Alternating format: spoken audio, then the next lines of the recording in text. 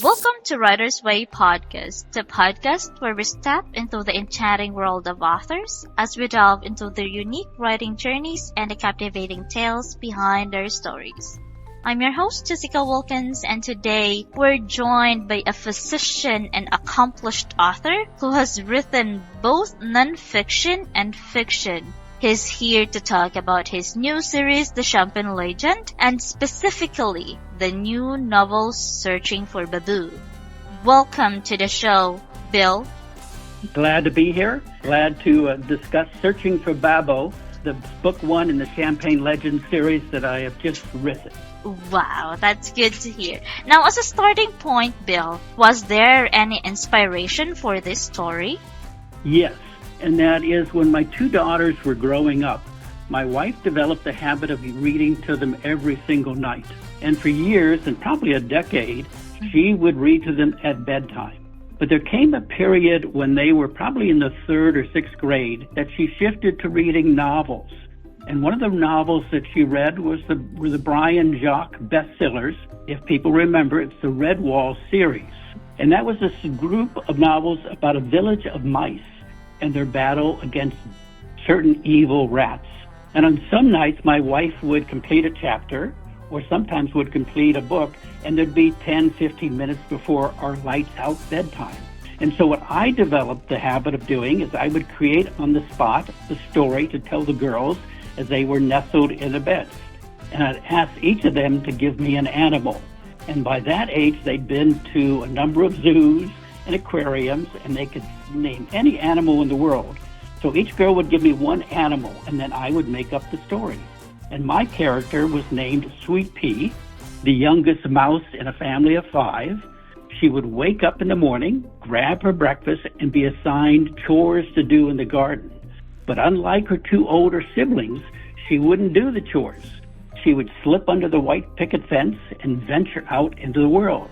And then I'd have her come across the first animal that was given by my oldest daughter, and the mouse would get captured, and she'd find herself in a life-threatening situation where she could be eaten at any moment. And through banter and some quick action, she would try to escape, almost succeed, but then be caught again.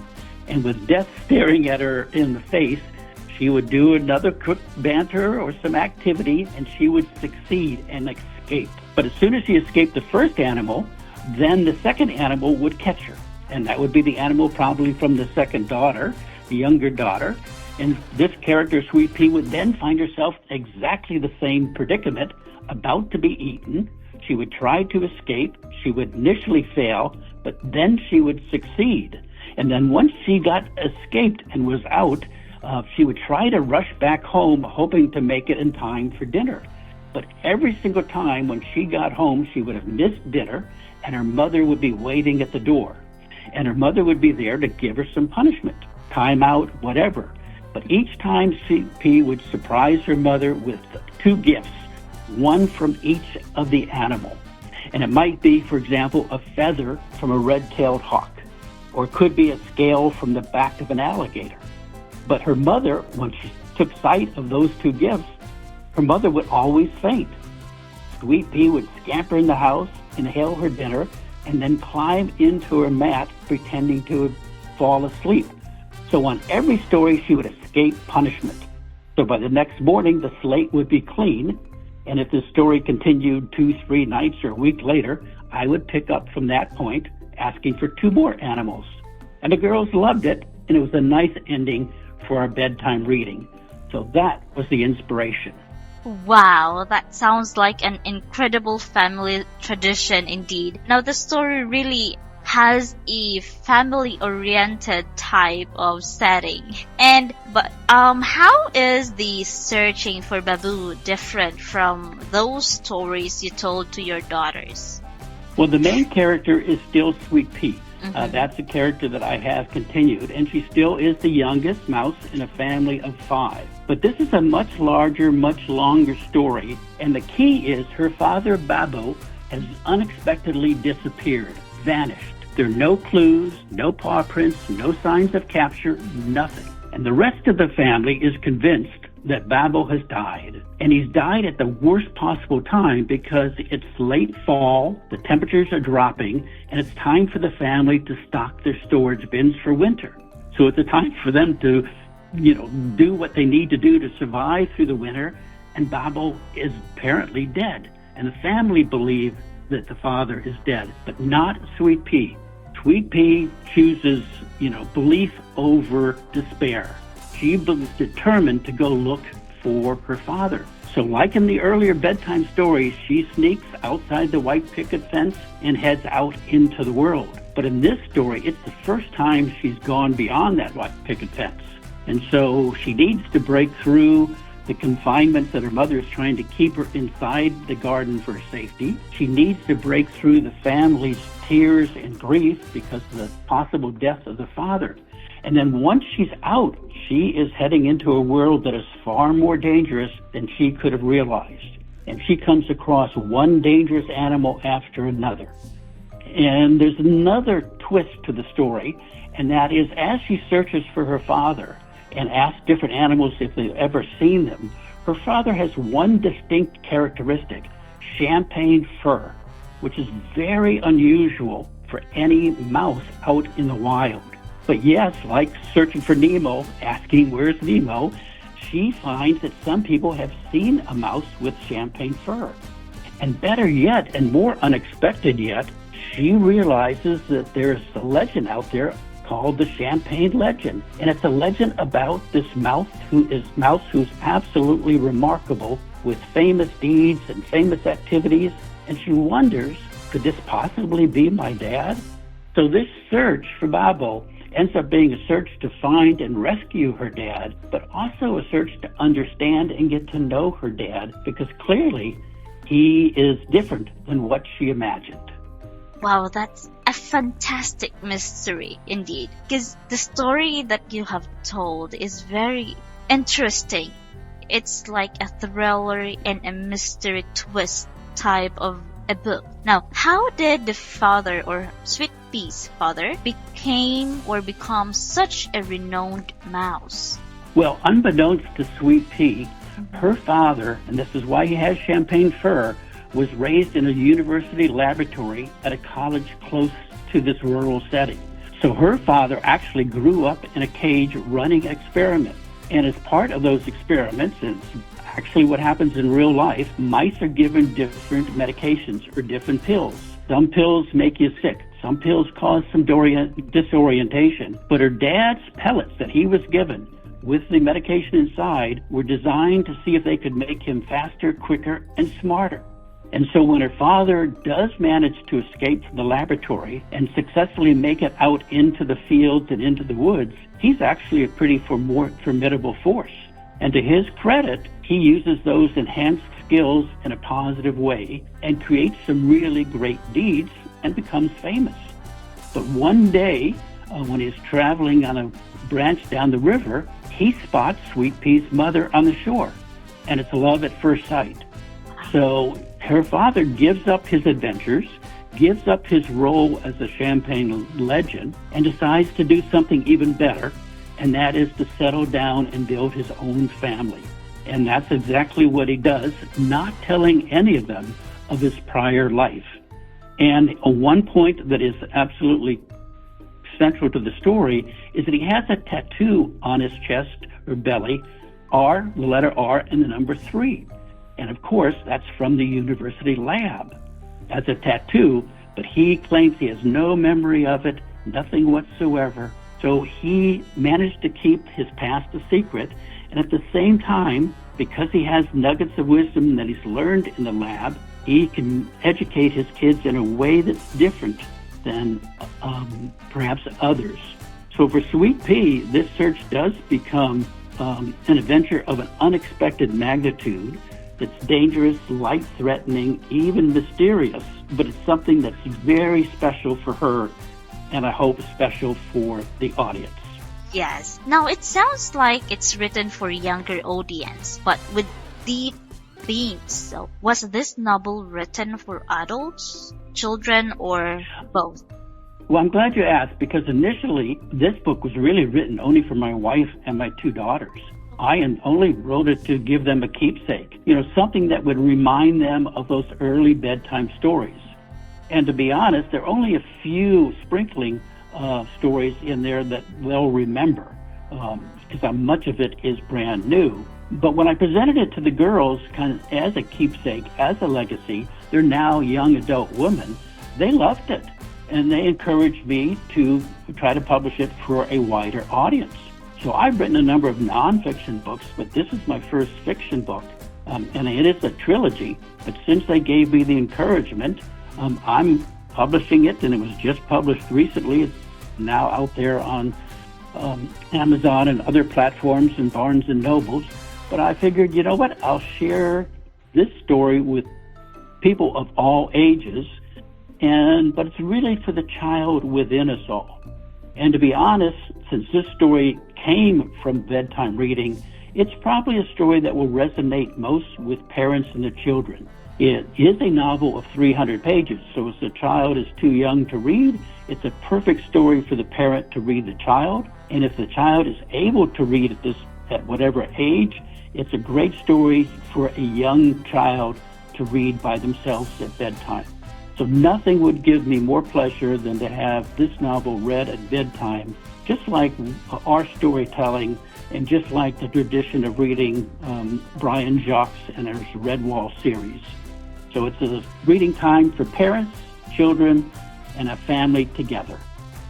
That's sweet of you, Bill, for sharing your story. Of course, it's great pleasure for us that you shared this story that is supposedly to be for your wife and your daughters, but thank you for sharing this. That's all I can say. You're so sweet for that. Now, to continue, in many stories these days, of course, the hero has superpower. Does Sweet Pea have any? No. But right before her father's disappearance, Sweet Pea falls from one of the nearby trees in her garden. And normally, she would have crashed to a pretty horrible splat. But one thing saves her life. She's carrying a piece of cloth. And that piece of cloth was supposed to be used for collecting and storing nuts and seeds. But as she fell, that cloth opened up like a parachute. And so instead of splatting to the ground, she floated down to the ground. And once she realized what she had accomplished, she began to make modifications to that cloth, turned it into a red cape, and that's her lifeline. And then she began practicing flying from branch to branch, or floating from branch to branch, or from tree to tree. And all of this happened right before her father vanished. So when she heads out and ventures into the dangerous world, and when she comes across these threatening animals, that cape is used to help her escape in multiple examples. I'll give you just a couple. At one point, she's captured by a hawk and taken to the hawk's nest at the top of a very tall pine tree. Really no chance to crawl down. But Sweet Pea, because of her cape, she's able to jump off the lip of the nest, float or fly down through the branches, and escape from the hawk. Another example, she's captured by 3 bears in this large cave. And right before they're about to eat her, she convinces them to first play a game called, she makes it up on the spot, mouse ball. And they're supposed to hit her as she flies around the cage. And they've never seen a flying mouse, so for them this is fantastic. But before they can knock her down, she notices that there's a crack in the ceiling and a way to get out. So at the last possible moment, before she's about to be swatted down, she flies through the crack out into the night and escapes. So time and again, that red cape is not a superpower, but it is one thing that forms her lifeline. Well, that cape sounds like a fantastic tool, and of course, Sweet Pea also is very intelligent in that case. Now, does she find any friends during her search, or is she fighting alone? Well, let me give you a clue for the story and a part of the story, and that is at some point she comes across a Bengal tiger. And it's a Bengal tiger that's been released because there's been a nearby train wreck. And the Bengal tiger, she asks, have you ever seen a mouse with champagne fur? And the Bengal tiger, to her surprise, says yes. On our train wreck, I noticed there was a mouse on top of the roof of the train that had champagne fur. So she's convinced this mouse is her father. And that's possibly the reason why he did not return, because somehow, some way, he was involved in this train wreck. So she goes on this arduous journey through the hills and up into the higher peaks and the train track and finds the train wreck. And as she's flying in to land on the roof, she spots a mouse with champagne fur hiding in one of the air vents on top of the train. And of course, she's convinced, I finally have found my dad, Babbo. But when she gets to the air vent, the champagne mouse is not her father. It's a young mouse who's about her age. And then something even stranger unfolds. The mouse has a tattoo on its belly, R6, just like her dad, except her dad was R3. And so together they realize that he has come from the same background as her father. He has escaped from the university lab. In fact, he was on the train only because he was being moved from campus A to another campus where they were going to perform an autopsy to examine his brain and see what had changed with those pellets, because he had taken the exact same pellets. Now, for this young mouse, whose name is Willow, this is remarkable, and he wants to join Sweet Pea on the adventure to find her father.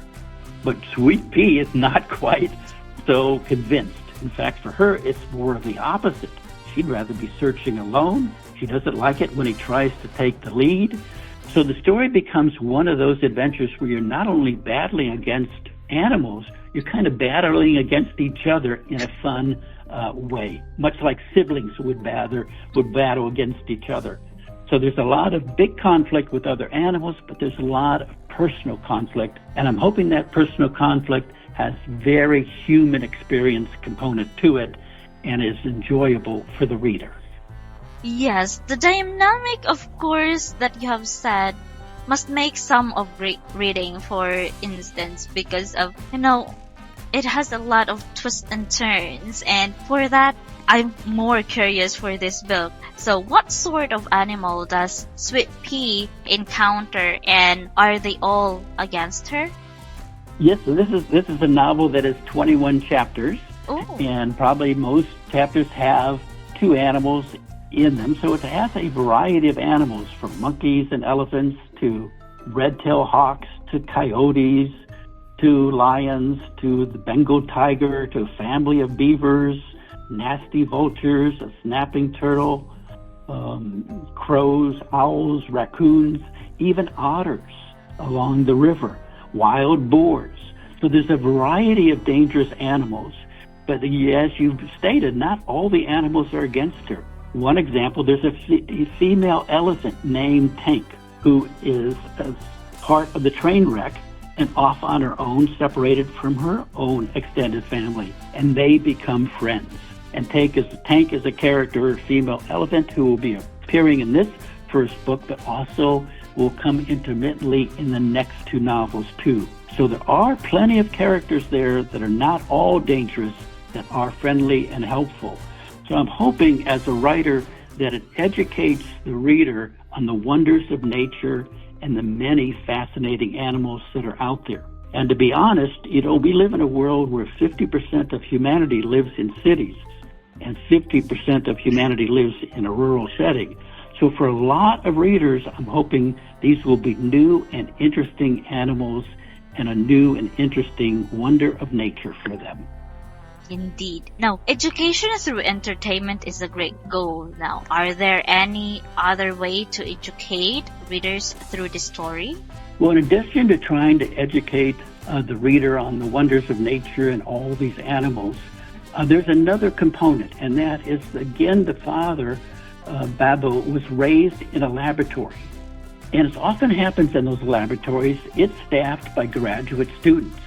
And in my novel, those graduate students are much like Wayne Dyer characters. They're characters who are debating the philosophy of life. What skills do you need to succeed? What's important in life, etc. And Sweet Pea's father, stuck in the cage, has absorbed all of those sayings and quotes, etc. So as the kids are growing up, and as Sweet Pea's growing up, she is taught those sayings and quotes. And as she goes through journey after journey, adventure after adventure, those quotes pop up. An example would be, she'll remember, thinking makes you stupid. Well, obviously, for all of those who've been stuck in a classroom for many, many years, that's not absolutely true. There are times that if you pause to think, that slows you down. And sometimes in life, you need to act or react quickly. You need to go by instinct. You need to go by the gut, not so much from the brain. So there are times where thinking is not to your advantage. Another example, she's stuck at times, or one point, on a river and trying to survive through floating through the rapids. And she remembers that a calm sea never made a skilled navigator, or all the water in the ocean cannot sink a ship unless you let it in. So those little quotes pop up throughout the book, and they give her a little guidance, a little lamppost on what direction she should go next. So I'm hoping that for the reader, they not only learn about nature and animals, but they gain this wisdom as they go through life. And that's the wisdom that all of us, I think, need for personal growth and to be successful. That's a very powerful message, Bill. Now, are there certain values you hope to instill in readers in this book? Well, this story really is, initially about belief over despair. It's about bravery and courage. It's about taking risk and learning that mistakes are good and not bad. It's by mistakes that you learn. And so I try in this book to educate the reader on the values of perseverance, the values of taking risks. And underneath all of those components, it really is the value of family and the bond of family, because that's the force that's driving Sweet Pea. She really wants to keep the family together, make sure her father's alive and still there so she can get to know him better. So I think overall it's trying to instill certain values for the reader, and the primary one is the family and the bond of the family. And really, as you go through life, nothing is more important than the family. Wow, that's very powerful message to the readers, and the values that we should get from that book. Finally, Bill, before we close in, is there anything you'd like readers to know about you as an author? Well, as you mentioned at the beginning, I am a physician, and I'm now retired. And so I've had a career as a physician, and now in the retirement, I am committing 2 hours a day for daily writing in terms of this story and the trilogy. But what I've realized when I look back at my own life, it's the role of a father that matters the most. And as that role, that's the role that gives you the most happiness and the most satisfaction. And I think that's true for all of us. And so I think as a parent, I'm trying in this book to share kind of the core values. I'm trying to share the things that mattered most to us and I think shaped my children's lives. And I can give you one example. When my kids were young, and I bet you it was third or fourth grade, my oldest daughter, they're only 17 months apart, her name was Skylar. She came running down the stairs one morning and said, Austin, the younger daughter, she said a bad word. And so, of course, I was a little bit shaken because I had never heard either girl ever curse. So I asked, what was the bad word? And Skylar said, she said, I can't. And what had happened, because I went upstairs to ask, Austin had been trying to do something, got frustrated, and said, I can't do this.